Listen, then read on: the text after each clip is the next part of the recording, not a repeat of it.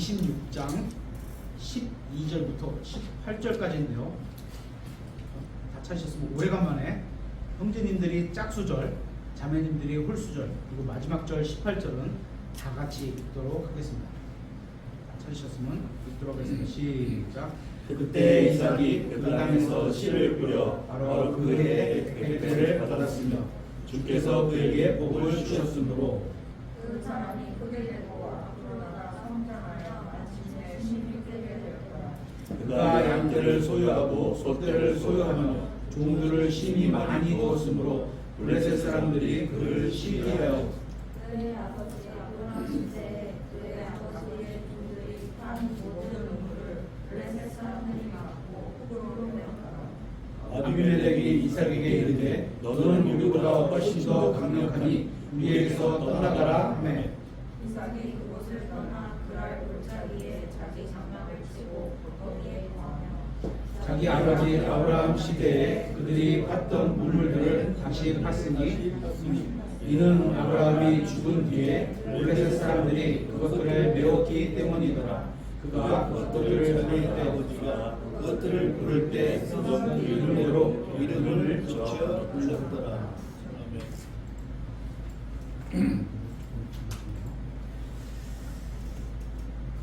구원받기 전에 제가 구원받기 전에 다녔던 감리교회들은 당시에 중용보다는 조금 더 큰 교회였던 것 같습니다. 그런데 지금에 와서 생각해 보면 지금 우리 교회 같이 작은 침례교회를 다니는 분들이 얼마나 귀한 거구나 이걸 느끼게 됩니다. 큰 교회 가면 좋은 점이 많이 있습니다. 큰 교회 다녀보신 분들인가요? 어린이들은 없으시죠? 자매님 좀 큰 교회 계셨었나요? 네. 큰 교회 가면 좋은 점들이 많이 있습니다. 다양한 사람들이 있고 비슷한 나이의 또래들도 만날 수 있고 많고 또 시설도 너무 좋고 예배도 시간대별로 있고 프로그램도 다양해서 참여할 수 있는 것들이 많이 있습니다. 또 커피도 있고 뭐 저희도 좋은 커피가 있지만 커피도 있고 도서관이나 서점도 있고 기도실도 따로 있고 외적인 이런 시설들이 너무 편안합니다. 이런 건 좋은 겁니다. 그죠? 이게 나쁜 건 아닙니다. 좋은 겁니다. 그러면 왜 여러분은 여기 보잘것없이 보이는 이런 작은 교회에 모이고 있는 겁니까? 여러분은 왜 이 작은 모임에 나오시는지 스스로 생각해 보신 적이 있으십니까? 우리 지역에 있는 큰 교회들이 어떻길래 우리가 이 작은 교회로 모여서 하나님께 경배를 드리고 있는지 알아야 하는 겁니다. 제가 생각하기에 작은 교회에서 가장 좋은 점이라고 하면 하나님을 더 많이 더 열심히 섬길 수 있는 기회가 많다는 겁니다. 이제 오늘 말씀을 통해 여러분 중에 부모의 위치에 계신 분들은 자신이 걸어온 길을 자녀들에게 잘 알려주고 있는지 살펴보아야 합니다. 그리고 자녀된 위치에 계신 분들은 여러분의 아버지나 어머니나 할아버지나 할머니가 지금까지 어떤 신앙으로 살아왔고 여러분이 왜 그런 신앙으로 살아가야 하는지 알게 되시길 바랍니다. 오늘 본문에서 이삭은 자기 아버지 아브라함 시대에 팠던 우물들을 다시 팠다는 말씀에 우리는 주목을 해볼 필요가 있습니다. 우리가 성경을 통해 아브라함의 아들 이삭의 삶을 살펴보면 이 사람에게는 어떤 두드러진 업적을 찾아보기가 쉽지 않습니다. 특별히 뭘 했다는 기록이 별로 없습니다. 그런데 오늘 본문을 보니까 이삭이 열심히 했던 게 딱 하나, 자기 아버지 시대의 우물들을 판 겁니다. 우물을 아주 열심히 판 것 같습니다.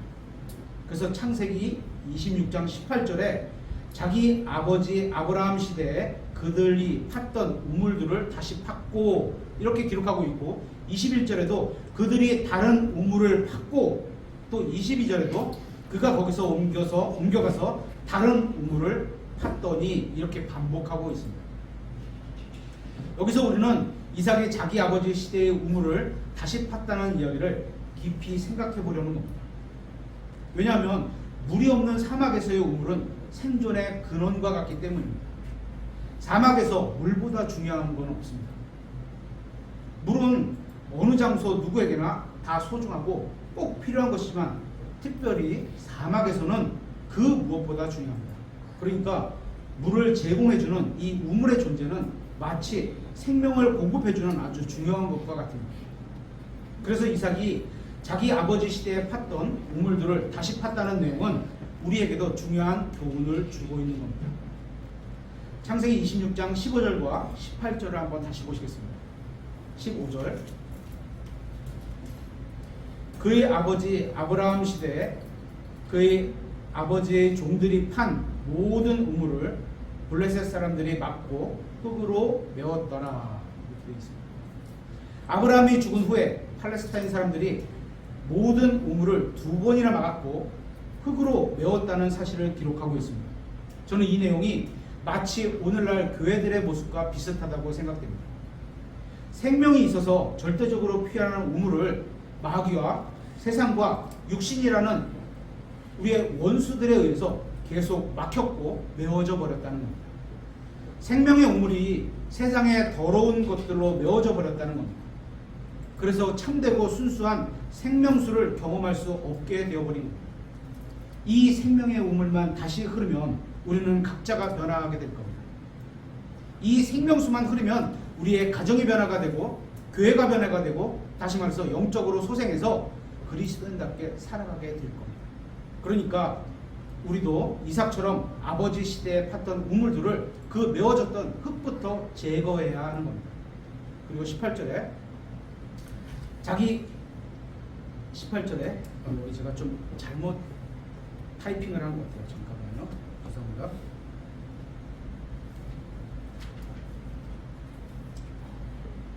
자기 아버지 아브라함 시대에 그들이 팠던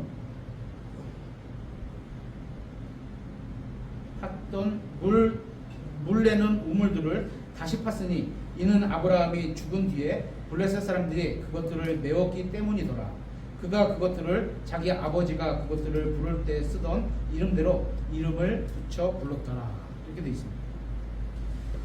여러분이 예수 그리스도의 피로 구원받았다면 이제 생명의 우물을 막고 있는 이런 흙과 같은 것들을 먼저 제거해야 하는 겁니다. 생명의 우물을 덮고 있는 것들을 제거하는 것이 힘들 수는 있겠지만 이런 것들을 먼저 제거하지 않으면 생명수를 맛볼 수가 없어요. 와도 흙하고 막 섞여 있는 게 들어오겠죠. 그렇죠? 아브라함이 팠던 우물들이 원수들에 의해서 메워졌다가 아들 이삭이 그 우물들을 다시 팠습니다. 이처럼 부모의 신앙이 다시 자식에게로 전수되어야 하는 겁니다. 부모가 누렸던 그 생명의 우물들 여러분의 자식도 경험해야 하는 겁니다. 그래서 우린 따로 이렇게 작게 해서 모여서 저희 신앙을 지켜가고 있는 겁니다. 우리가 거리에 나가서 복음을 전하는 것만큼 또 우리가 가정에서 우리의 아이들에게 진리를 전하는 것은 정말 중요한 사역입니다. 하나님께서는 우리 아이들에게 신앙을 전수해야 할 책임을 교회나 목회자에게 맡기지 않으시고 가정의 부모에게 맡기셨습니다. 그래서 부모인 우리가 자녀에게 올바른 신앙을 가르쳐야 하는 겁니다. 그러면 부모가 팠던 우물들이 무엇을 말하는지 성경을 찾아보도록 하겠습니다. 예레미야서 6장 16절을 찾아보겠습니다. 예레미야서 6장 16절.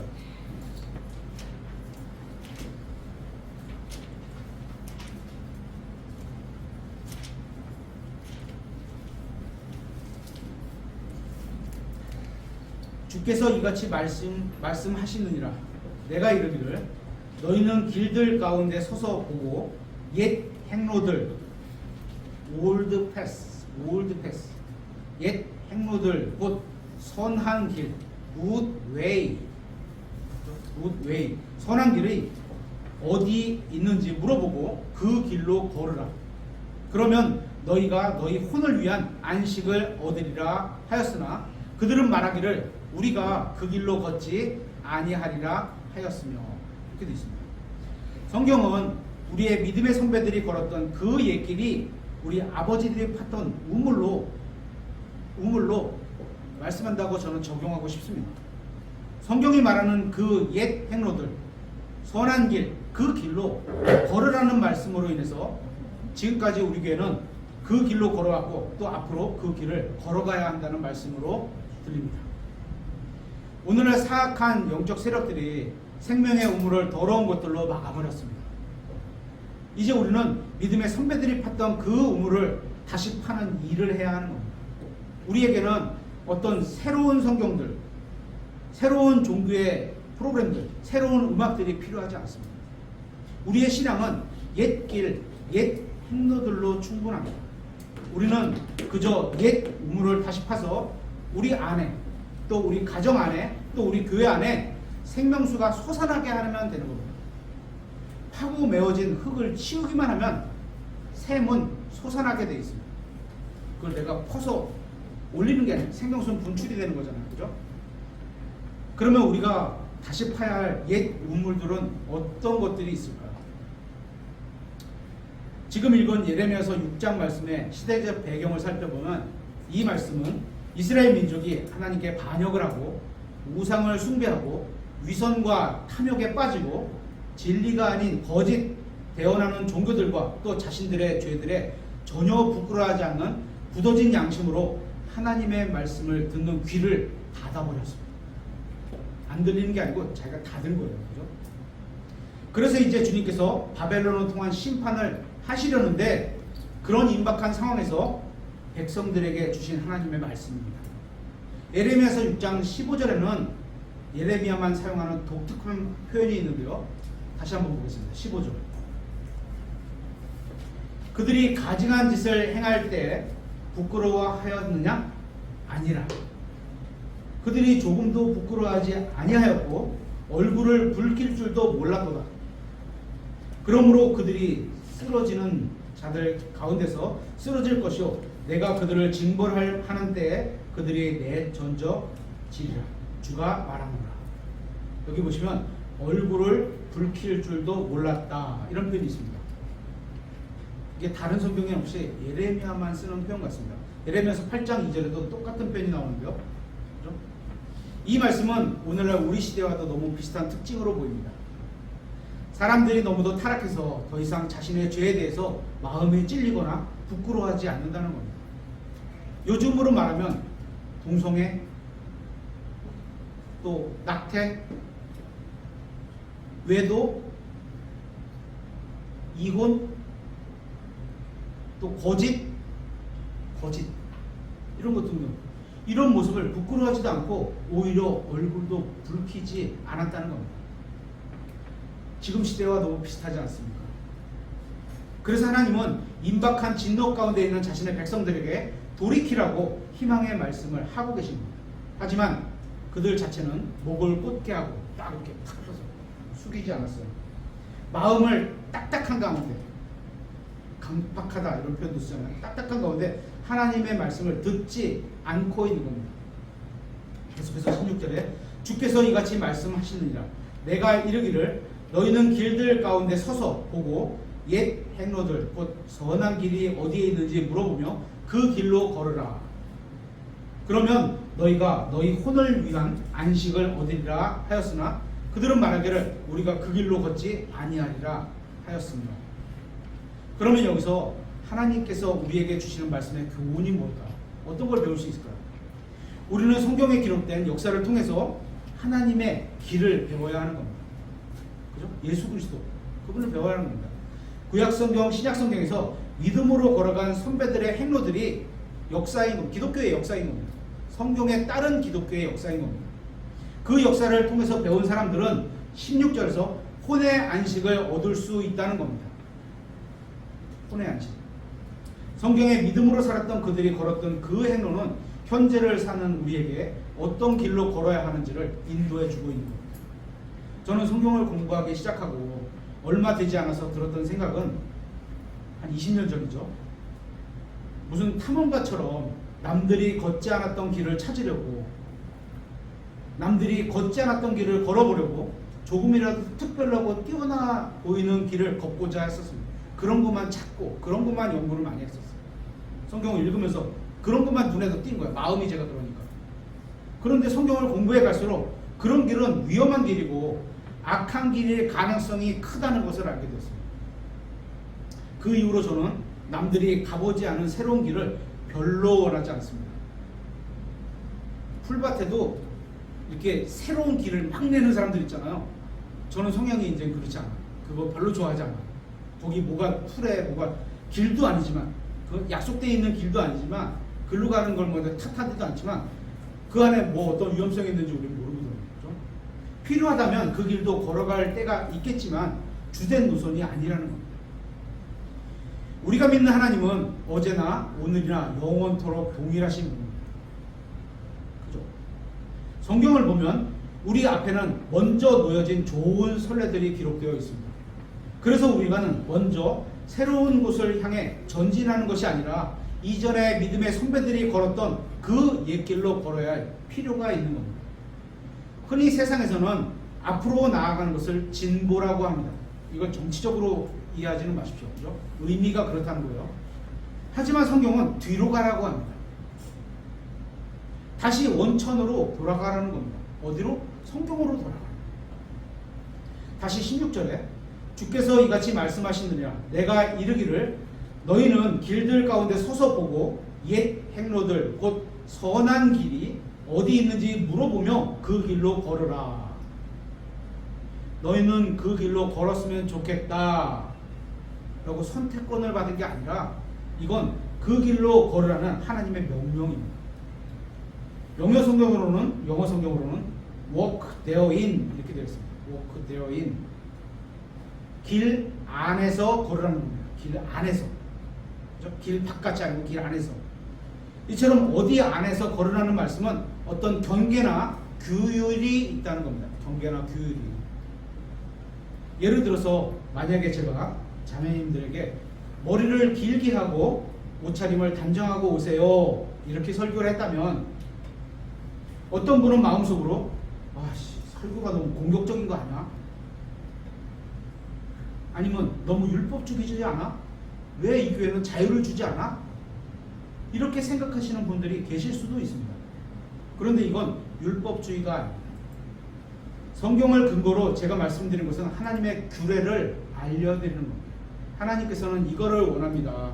이거 넘어가면 하나님이 그렇게 반기는 게 아닙니다. 그 안에서 걸으라는 겁니다. 다시 말하면 하나님의 명령이라는 겁니다. 이처럼 불법과 율법주의를 잘 구분해야 됩니다. 어떤 모임건 간에 규례나 규칙이 있기 마련입니다. 저희 교회도 기본적으로 규칙이 있잖아요. 교회는 이러이러하고 뭐 그런 것들이 있고 또 저희가 뭐 6개월에 한 번씩 주에 만찬을 합니다. 또 예배는 이런 식으로 드리겠습니다. 이렇게 서로 약속되어 있는 어떤 그 절차나 이런 것들이 있잖아요. 그죠? 그런 것들이죠. 규칙과 규례가 없는 것은 위험합니다. 분쟁도 많고. 그죠? 여러분이 부모로서 자녀를 돌보는데 자녀에게 이것을 하면 안 된다, 이것은 해라 이런 게 있으실 겁니다. 그러면 그게 속박을 위한 겁니까? 아니면 자녀의 안전을 위한 겁니까? 안전입니다. 못 되라고 하는 겁니까? 잘 되라고 하는 겁니까? 잘 되라고 하는 겁니다. 오히려 규례, 규칙, 규제라는 울타리가 없는 것이 더 위험한 겁니다. 하나님께서는 자신의 백성들이 울타리 안에서 안전하고 평안하게 걷기를 원하고 계신다는 겁니다. 그래서 하나님이 명령하신 말씀 안에서 거하는 것은 어떻게요? 아까 walk, 걸어라, therein, 그것 안에서, 그죠? 어떤 범위 안에서 걸으라는 거죠. 그것은 우리의 안전과 안식을 위한 거라고 말씀하시는 겁니다. 하지만 이 시대는 변화와 변혁의 시대라고 합니다. 세상은 계속 이렇게 돼요. 그죠? 새로운 가치관, 새로운 음악, 새로운 메시지, 새로운 종교, 새로운 방법, 새로운 성경, 심지어 새로운 것들이 계속 유행하고 있습니다. 그런데 잘 들어보세요. 믿음은 구식이 좋다고 합니다. 성경은 새로운 것들이 좋은 게 아니랍니다. 성경에서 새로운 것을 찾다가 하나님의 진노를 당한 경우가 나오는데요. 신명기 32장 17절에 이렇게 되어 있습니다. 그들이 하나님께 희생물을 드리지 아니하고 마귀들에게 드렸으니, 희생물을 드리는데요, 하나님을 향해서 드린 게 아니고 마귀를 향해서 드린 거예요. 근데 이 마귀가 누구냐? 곧 자기들이 알지 못하던 신들, 새로이 일어난 뉴 신들, 새 신들, 즉 너희 조상들이 두려워하지 아니하던 신들에게 드렸도다.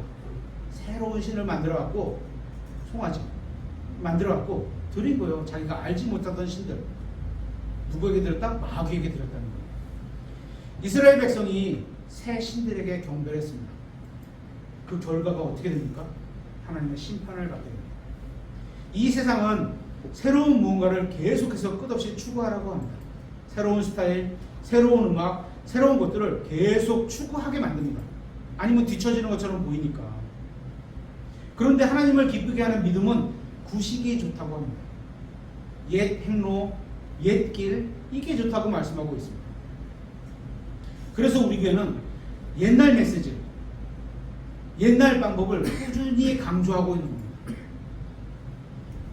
새로운 책들도 많죠. 뭐 긍정의 힘 이런 책들, 그죠? 근데 저희는 그런 설교 안 해요. 그죠? 하나님은 우리가 그 옛 길 가운데 걷기를 원하신다는 겁니다. 그 길이 좋은 길입니다. 그 길이 바른 길입니다. 그 길이 선한 길입니다. 우리 신앙의 선배들이 걸어간 그 길, 그 옛 길, 그 옛 우물들을 다시 파야 하는 겁니다. 그러면 어떤 노선의 신앙을 가져야 할까요? 올드 패스, 옛 길, 옛 행로들, 그걸 가져야 되는 겁니다. 첫 번째 살펴볼 것은 옛 성경과 옛 믿음입니다. 우리 손에는 옛 성경, 즉 400년이 된 성경이 있습니다. 여러분이 지금 들고 있는 성경은 다 400년이 된 성경입니다. 오늘날 출간되어 사용하고 있는 성경 가운데 가장 오래된 성경이 뭔지 아세요? 출간된 것 중에서 바로 영어 킹제임스 성경입니다. 하나님의 완전한 숨결을 느낄 수 있는 유일한 성경이라고 생각합니다. 그런데 마귀는 모방의 천재입니다. 짝퉁의 천재입니다. 그래서 새로운 성경들을 계속 출간하고 있습니다.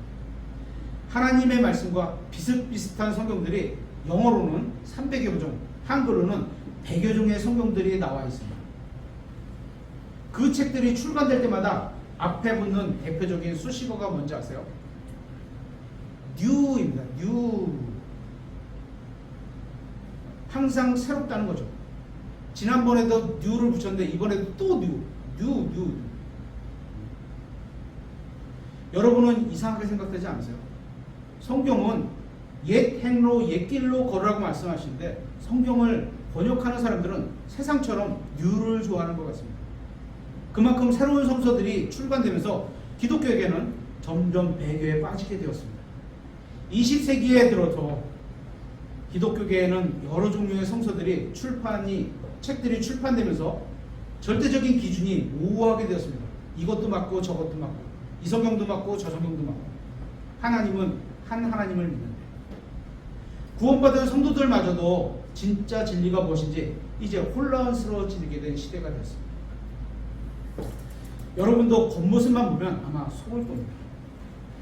여러분이 느낌이나 보기에 좋은 것을 가지고 판단하면 속게 됩니다. 성경에는 느낌이나 눈에 보이는 것으로 인해서 속은 사람이 있습니다. 누구죠? 이삭입니다. 자기 아들 야곱이, 둘째 아들 야곱이 염소 새끼 가죽을 손과 목에 붙이고 아버지를 속입니다. 나이든 이삭은 눈이 흐릿해져서 확인할 수 있는 게 두 가지가 있습니다. 하나는 음성, 하나는 손으로 촉각, 느낌. 목소리를 들어보니까 야곱인데 만져보니까 에서인 겁니다. 그래서 에서인 줄 알고 야곱을 축복하게 됩니다. 느낌을 우선 가져가요. 음성을 우선으로 가져야 돼요. 만약에 이삭이 음성으로 분별했다면 속지 않았을 겁니다.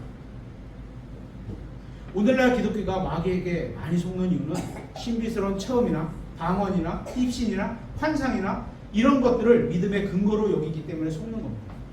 우리는 무엇으로 분별해야 합니까? 음성입니다. 음성. 하나님의 음성. 그 하나님의 음성이 기록된 성경을 기준으로 참과 거짓을 분별해야 하는 겁니다. 그래서 여러 가지 수많은 성경들 가운데 어떤 성경을 봐야 하느냐 하면 홀리 바이블, 올드 바이블, 오래된 성경, 영어 킹제임스 성경을 믿어야 하는 겁니다. 요즘 나오는 성경들은 대부분이 1900년대에 들어와서 새로 출간된 것들입니다. 100년 조금 넘어되는 얘기죠. 그런데 영어 성경은 오래전에, 언제죠?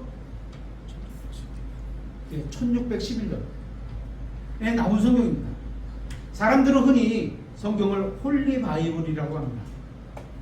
이게 무슨 의미입니까? 홀리는 거룩하다는 의미입니다. 오류가 전혀 없다는 의미입니다. 모든 성경 기록에 단 하나의 오류가 없이 순수하고 거룩하다는 겁니다. 그래서 성경을 홀리 바이블이라고 하는 겁니다. 그렇게 믿으세요? 네, 그런 성경을 믿어야 되는 겁니다. 우리는 그 성경이 영어 킹제임스 성경이라고 믿는 겁니다.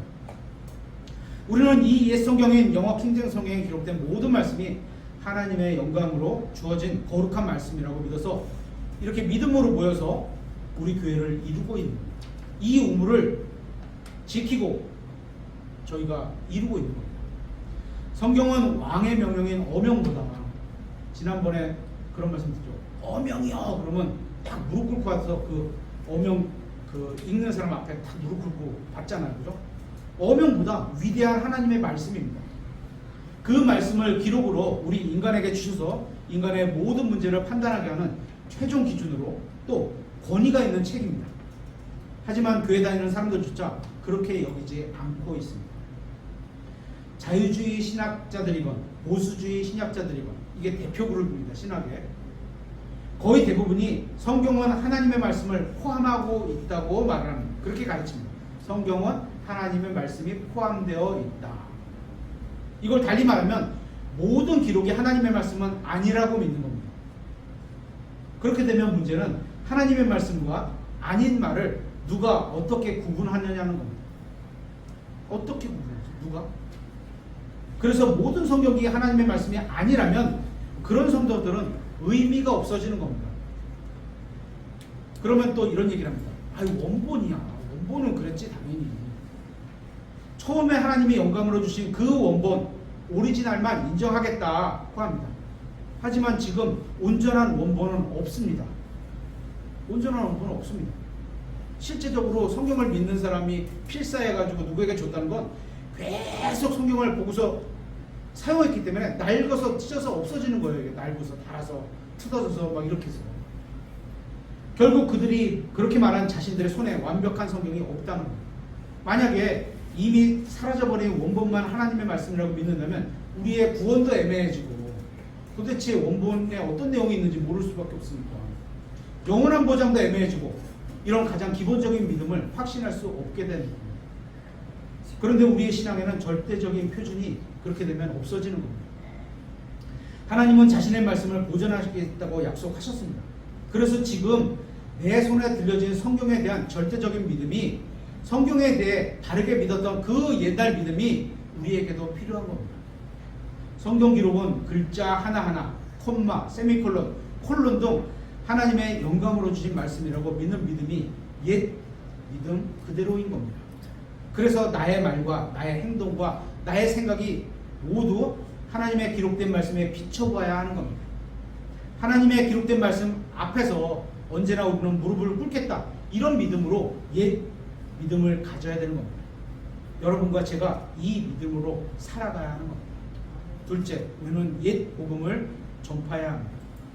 세상을 사는데 여러 가지 길들이 있다고 합니다. 그런 얘기 많이 들어보잖아요. 그렇죠? 교회들도 여러 가지 복음이 있다고 합니다. 사회복음, 신복음, 새로운 복음, 순복음, 어떤 교단을 욕하는 거 아닙니까? 구조적인 복음, 이런 게 있다는데 우리는 사도 바울이 2000년 전에 전파했던 그 옛 복음을 전파해야 하는 겁니다. 우리는 그리스도 때문에 여기에 모인 겁니다. 어떤 교회는 자신들이 정통주의자라고 하면서 사회복음을 전파합니다. 그러면서 사회개혁을 주장합니다. 하지만 성경이 말하는 복음은 그런 게 아닙니다. 우리는 한 사람 한 사람의 혼에 관심을 갖고 그들에게 옛 복음을 전해야 하는 겁니다. 다른 종교에는 길이 없고 오직 예수 그리스도만이 하늘로 가는 유일한 길임을 강조해야 하는 겁니다. 또 우리는 천국과 지옥을 강조해야 하는 겁니다. 성경은 사람의 한 혼의 가치가 온 세상보다 더 귀하다고 강조를 합니다. 여러분이 한 혼을 예수님께로 인도했다면 여러분이 한 일은 이 땅의 어떤 왕과 대통령보다 더 위대한 일을 하고 계신 겁니다. 우리는 옛 복음을 통해서 성령님으로 다시 태어나지 않으면, 다시 말해서 예수 그리스도를 믿지 않으면 영원한 형벌의 장소인 지옥으로 간다고 알려주어야 하는 겁니다. 주 예수 그리스도를 믿지 않으면 하나님의 진노가 머리 위에 머물러 있다는 걸 말해줘야 하는 겁니다. 어렵죠. 상처 안 나게 해줘야 되고, 상처가 나더라도 어쨌거나 사랑으로 전해야 되고, 구원이 우리의 선한 행위로 받는 건 아니지만 구원을 받은 사람이라면 선한 행위를 위해 태어났다는 것을 가르쳐야 하기도 하는 겁니다. 구원받았다면 좋은 남편이 되어야 하고, 구원받았다면 좋은 아내가 되어야 하고, 구원받았다면 좋은 자녀가 되어야 하는 겁니다. 지금 이 시대에는 신복음, 순복음, 왕국복음, 천국복음, 영원한 복음 이런 걸 전하는 게 아니라 사도 바울이 2000년 전에 전했던 그 하나님의 은혜의 복음을 전해야 하는 겁니다. 셋째, 우리는 옛날 교회로 가야 합니다. 오늘날 존재하는 대부분의 교회들의 뿌리가 언제인지 아세요?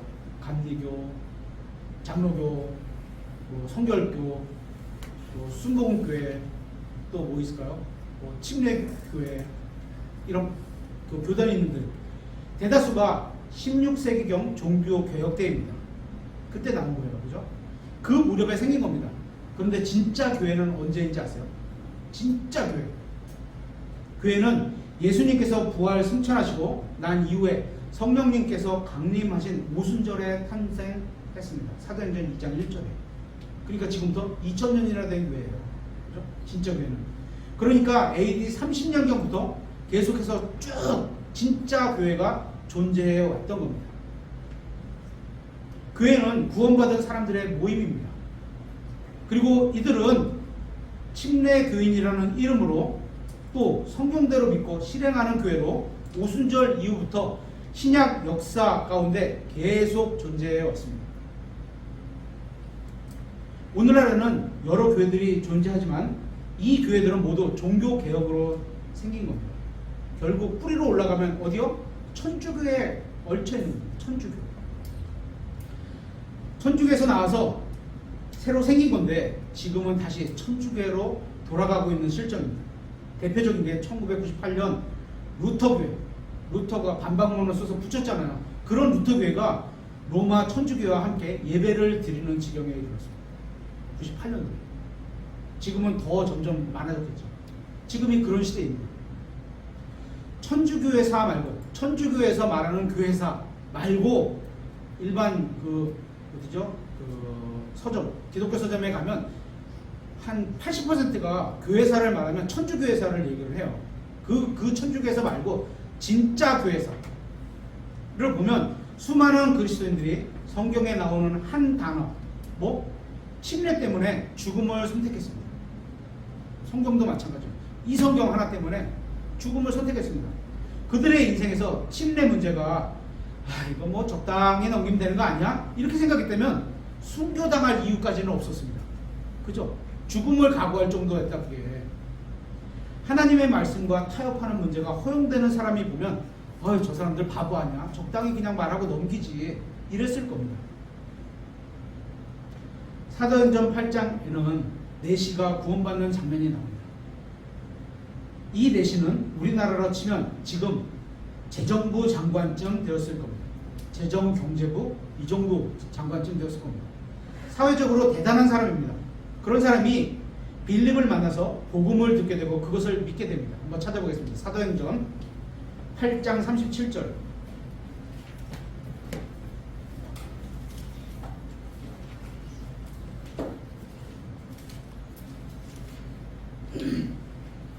사도행전 8장 37절. 빌립이 이르되 만일 그대가 마음을 다하여 믿으면, 조건이 있는 거예요. 그래서 구원받는데 딱 조건이 이거예요. 마음을 다하여 믿으면 받을 수 있느냐. 구원을 받고 물침례를 받는데 딱 조건이 이거예요. 하매 내시가 응답하여 이르되 예수 그리스도께서 하나님의 아들심을 내가 믿노라 하고 마음으로 믿었어요. 참고로 이 말씀이 개역 성경에는 없음 이렇게 되어 있습니다. 개역 개정 성경에는 총 14구절이 없습니다. 옛날에 개역 성경에는 13구절이 없었는데 지금은 14구절로 늘어났습니다. 성경대로 침례를 받으려면 어떻게 해야 될까요? 마음을 다해 믿으면 받을 수 있는 겁니다. 이게 딱 성경을 믿는 거죠. 이 말씀에서 마음을 다해 믿는다를 빼버리면 어떻게 되죠? 예전에 제가 다니면서 받았던 그 교회에서 유아세례나 세례도 인정될 수 있는 겁니다.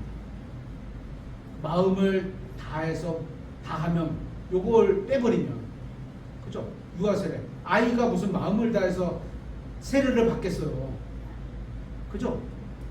저는 중학교 때, 중고등부 때 정확히 기억 안 나지만 중학교나 고등학교 즈음에 세례 공부를 배웠고 또 세례를 받았었어요.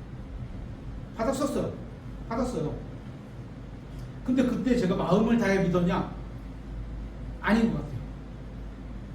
나중에 성경을 읽고 가면서 이게 마음이 이런 거고, 예수님께서 나에게 이런 걸 해주셨구나, 마음에 와 닿아서 믿었지, 그때는 아니었던 것 같아요.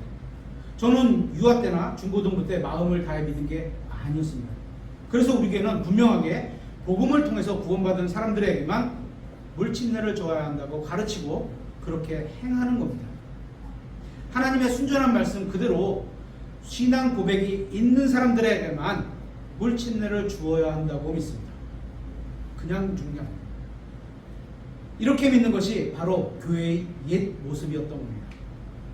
하나님의 말씀을 믿기 때문에 피 흘리기까지 말씀을 지킨 교회가 옛 교회라는 겁니다. 성경은 법대로 경배하지 않으면, 하나님을 섬길 때 규칙과 하나님의 말씀대로 섬기지 않으면 왕관, 보상을 받을 수 없다, 이렇게 말을 하고 있습니다. 우리가 옛 성경을 믿어야 하는 것처럼, 또 옛 교회를 믿었던 것처럼 하나님이 말씀하신 성경 문자 그대로 믿는 믿음이 옛 믿음이고 그 길을 따라가야 하는 겁니다. 셋째, 우리는 넷째, 옛 교리를 붙들어야 합니다. 찾아보겠습니다. 잠언서 4장 2절입니다.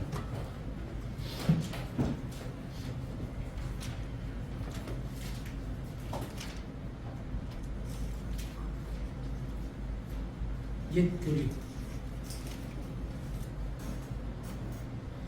내가 너희에게 선한 교리를 주다니 너희는 내 법을 버리지 말라. 여기 보니까 선한 교리하고 하나님의 법, 하나님의 말씀하고 동등하게 표현이 되어 있네요. 그죠? 동일하게 의미로 표현되어 있어요.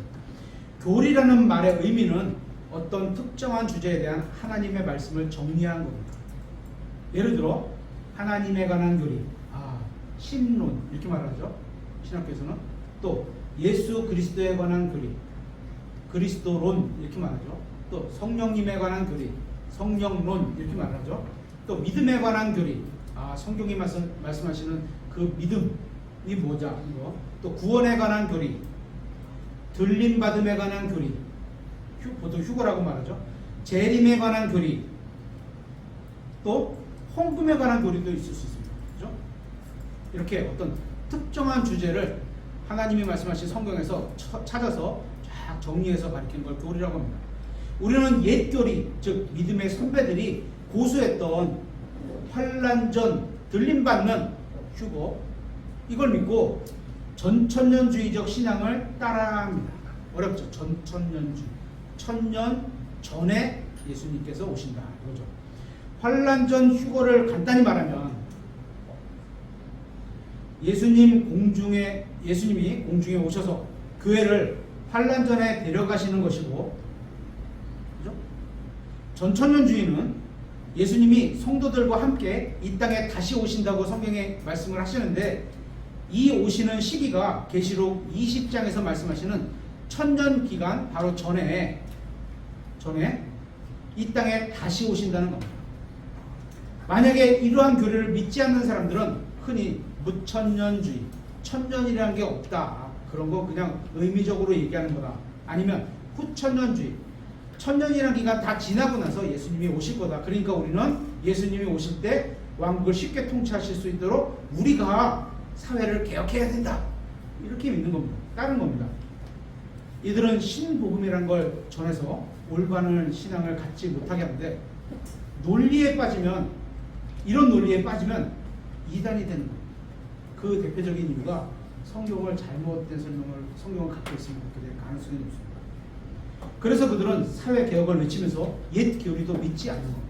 우리는 옛 교리를 따라가야 하는 겁니다.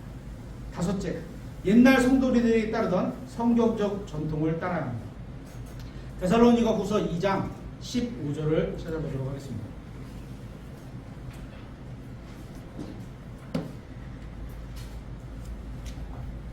데살로니가 후서 2장 15절. 그러므로 형제들아 굳게 서서 말로나 우리의 서신으로, 이게 뭐죠? 말과 우리의 서신이 뭐죠? 나중에 이게 신약 성경이 된 거예요. 그죠? 너희가 가르침을 받은 전통들을 붙들라. 물론 성경에서 가르치는 전통들을 붙들라는 거예요. 그죠? 그리고 데살로니가 후서 3장 6절도 한번 보겠습니다. 3장 6절. 형제들아 이제 우리가 우리 주 예수 그리스도의 이름으로 너희를 명령하노니 너희는 질서 없이 걸으며 우리에게서 받은 전통대로 걷지 아니하는 모든 형제에서 떠나라. 성경에 따른 전통이 있다는 겁니다. 그러면 성경적 전통에는 어떤 것들이 있을까요? 성경에 나오는 전통, 그죠? 그냥 옛날 그냥 뭐 그런 것들이 쭉 해오는 거 말고 성경에 나오는 거. 주의 만찬 있죠. 그죠? 물침례 있죠. 성교 헌금 있죠. 성경에 있습니다. 교회가 일꾼을 세우는 감독과 집사들 있죠. 또 그리고 기도 모임 자주 가지라는 있죠. 이런 것들이 성경적 전통을 따르는 겁니다. 성경에 분명하게 표시가 되어 있는 겁니다. 초대교회 때 복음을 전하다가 위협이나 핍박을 받았습니다.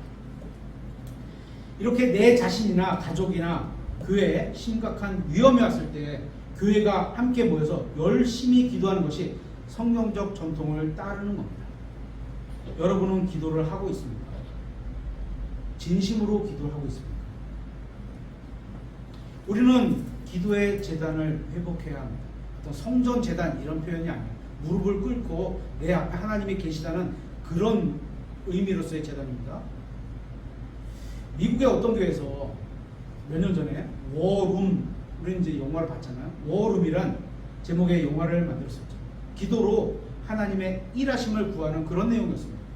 어떤 그 신앙의 어떤 노선은 조금 달라가지고 표현이나 이런 게 우리한테 조금 어색한 것도 있지만 어쨌거나 긍정적으로 좋은 면을 보자면 그런 내용이 포함되어 있는 겁니다.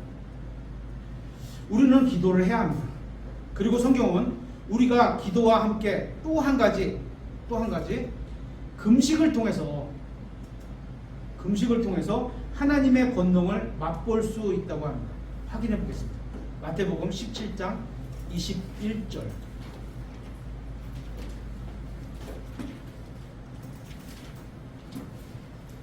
17장 21절.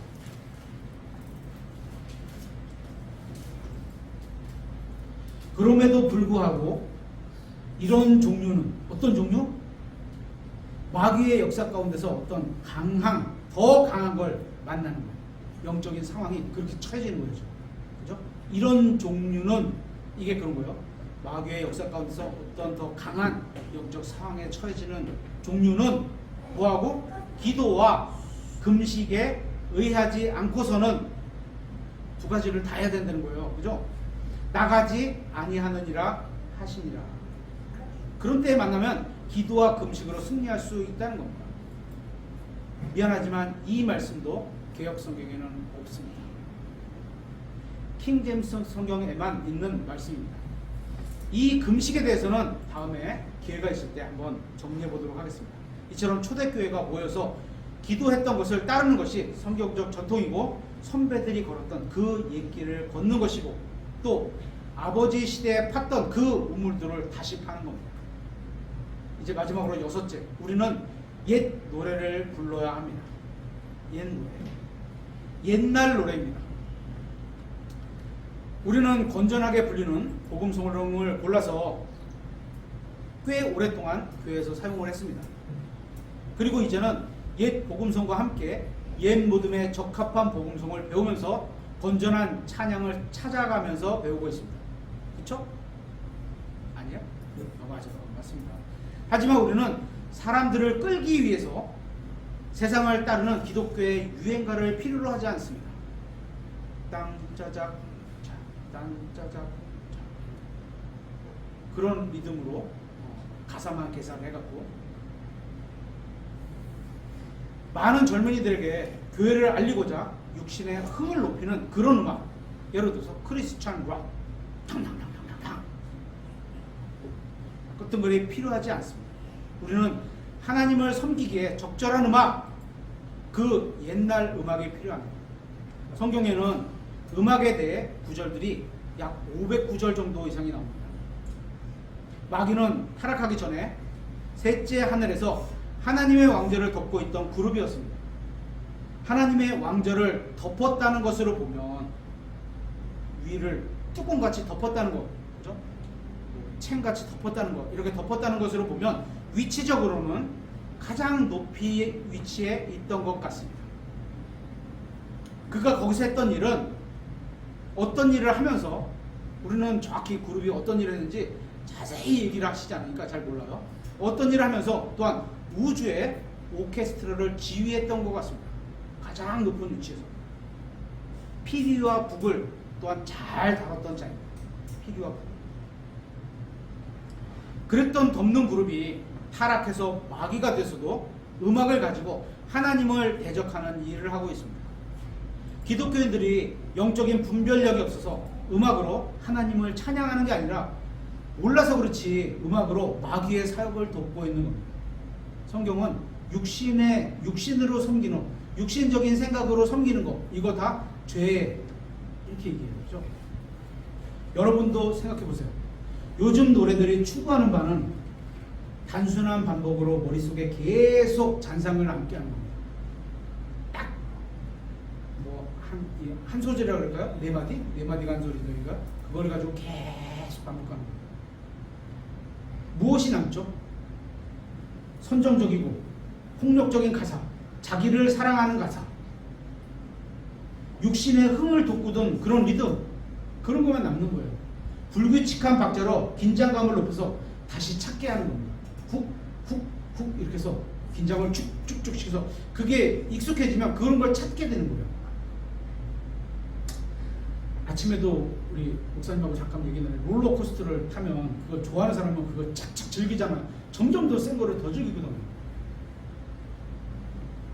이런 긴장감을 경험하게 되면 점점 더 센 자극을, 또 강한 주파수, 육신을 더 세게 자극하는 그런 음악을 다시 찾게 만드는 겁니다. 대표적인 게 출애굽기 32장 금송아지 사건에서 나오는 그런 음악 소리일 겁니다. 하지만 오래된 음악은 가사와 멜로디, 리듬을 통해서 우리가 하나님의 말씀에 순종함을 갖게 합니다. 마음을 그렇게 향하게 만듭니다. 또한 승리의 기쁨과 슬픔의 위로와 마음을 다짐을 갖도록 주님께로 안내해주고 있습니다. 우리가 믿음의 군인으로 싸우러 나갈 때는 이제 그런 설교가 되면 찬송가 곡을 이런 걸 뽑겠죠.